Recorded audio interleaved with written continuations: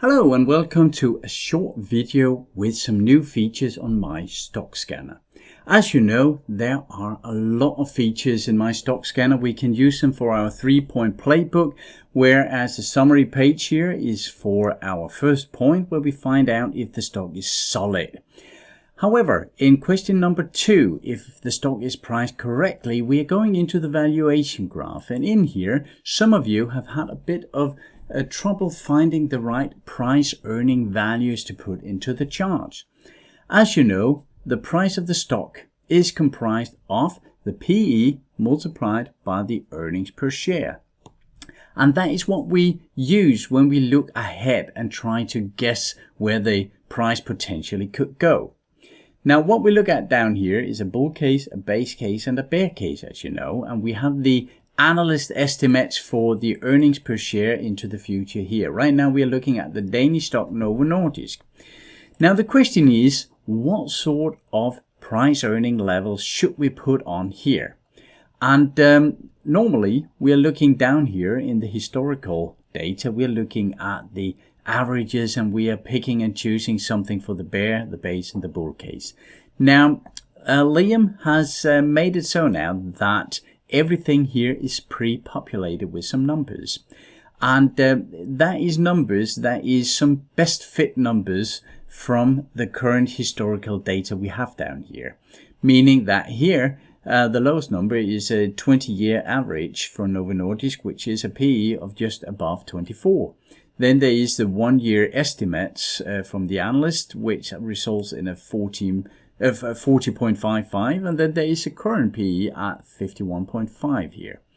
Now out here you can see the calculations where we are taking the earnings per share multiplied by the price earning, and that gives the estimated target price.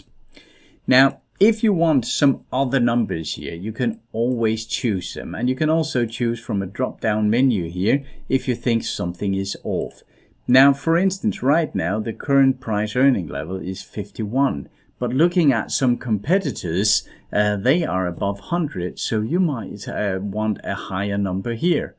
Also, the 24.26 here, if we look back, there is an extremely low number compared to averages a bit currently here. So we might want to up this a bit and put maybe 30 in here. And as you can see, this changes to a manual entry. Looking up here, that changes our bear case, of course, and our base and bull case is still the same. So we hope that this can help you a bit with populating with this with the right numbers. As always, you can also put other earnings per share growth numbers in if you don't agree with the analysts. Down here, as always, you can put comments for the stock, and if not, you can just minimize this. Another new feature Liam has put in here is that we have the Analyst Scorecard. Now, what does that show us?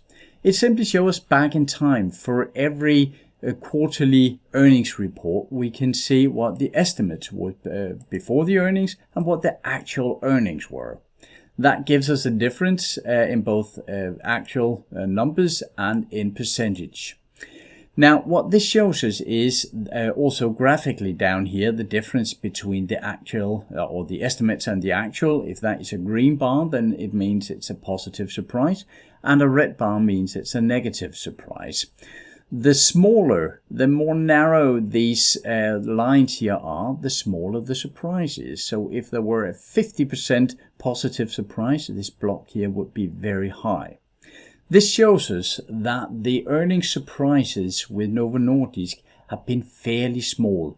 You can also see the average surprise, the best and the worst. And that tells us that since it doesn't deviate too much from the estimates, that we can actually trust the analyst estimates into the future. We know that historically they have been very good at estimating the right numbers, whereas if we had 40 and 50 and 70% here, we might doubt the analyst estimates a bit, since they have been very poor performers in the past in predicting the actual performance. So down here you can see if you can trust the analysts. up here we have the analyst's number, and then the PE is pre-populated with some suggestions that you can change to whatever you want. I hope this makes sense and that you feel it'll make your daily use of the value chart a lot easier. As always, if you have problems or questions, just shoot a mail or a message to us. As always, we are on here, report an issue, and you can just write about a question or a bug or a suggestion for the system that you think we should know about. That's all for now. I think this is helpful for many of you, and I hope you will find a lot of use for it. Bye.